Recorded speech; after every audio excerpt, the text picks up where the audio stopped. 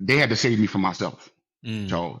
What does that mean? They had to save you from Yeah, your I think we got to a certain level with brothers that looking at it from a, in retrospect, we were at 10 years, but the work was still, everything was still centered around me. I was the center of programming. I did the facilitation for our professional developments every month, coming up with that content. Also in this work, that connectivity is one that's sticky between me and the men. So Mm.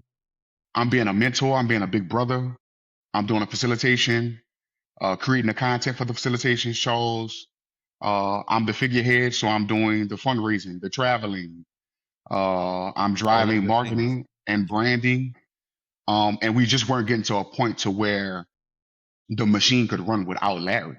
Mm. Uh, it was just too Larry centric, and I think I definitely experienced a hyper version of burnout that I had been experiencing probably starting with COVID.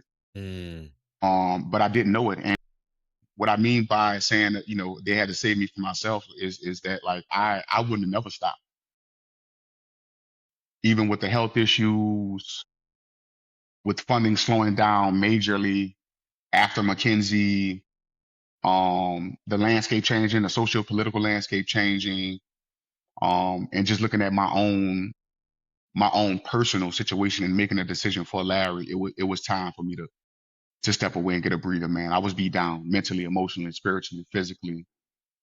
I didn't realize how much I was actually carrying, Charles, until it stopped. Yeah. Um, and the Like this clarity weight, that I, like that I've this gotten, monkey comes off your back. yeah.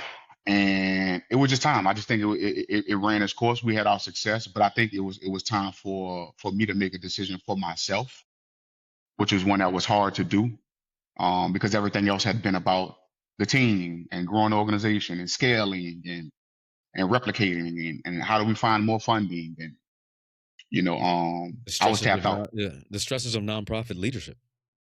The stress of that, and I just for a long time I feel like and I had brought this to the folks, to my board, to the folks around me, my executive coaches, and I just feel like everybody, you get put in this position almost, Charles, to where it feels like you're becoming a martyr, a sacrificial lamb, Mm. Wow. and nobody really is hearing the human element. That's how I felt. Nobody was really hearing the human element and the human tax that it took for Brothers in Power to teach, to sustain, to keep going, to keep growing. I just felt like I was just expected to just perform under any circumstance. Mm. Um, Almost had to be perfect. And it was killing me, man.